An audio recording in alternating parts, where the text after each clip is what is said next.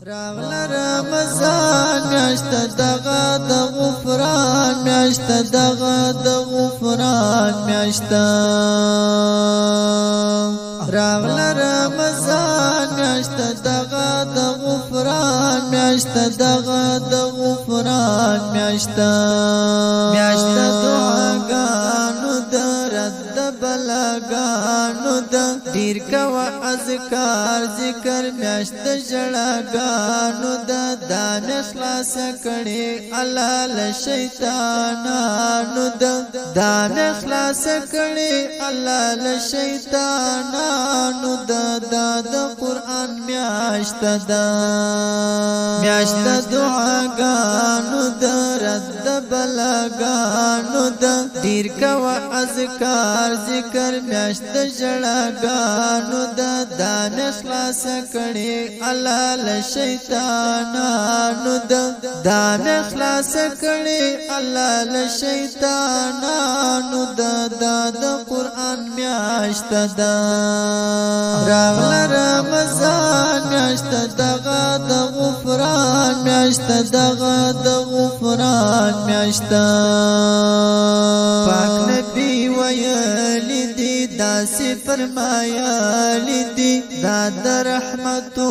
میاشت داسی ویلی دی څوک چې عمل وکړي پرې هغه ډېر سپېڅلی دی څوک چې عمل وکړي پرې هغه ډېر سپېڅلی دی د رب د احسان میاشت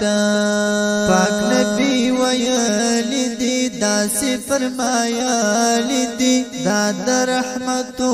میاشت داسی ویلی دی څوک چې عمل وکړي پرې هغه ډېر سپېڅلی دی څوک چې عمل وکړي پرې هغه ډېر سپېڅلی دی د رب د احسان میاشت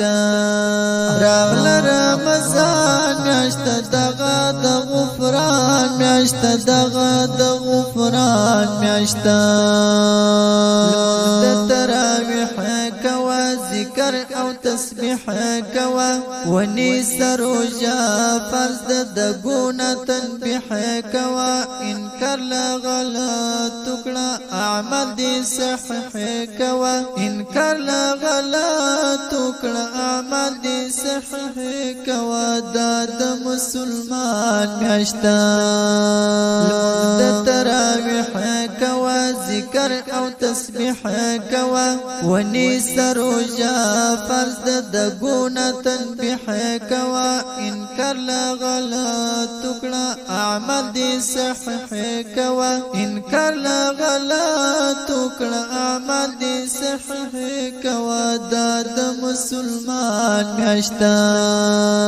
راغل رمضان میاشت دغه د غفران میاشت دغه د غفران میاشت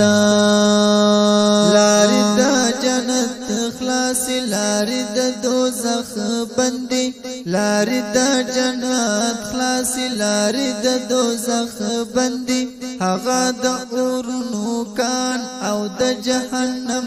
کندي فیضانی فراهی زار لارې د جنت لنډي فیضانی فراهی زار لارې د جنت لنډي د ایمان میاشت لارې د جنت خلاص لارې د دوزخ بندي لارې د جنت خلاص لارې د دوزخ بندي هغه د اورونو کان او د جهنم کندي فیضانی فراهی زار لارې د جنت لنډي فیضانی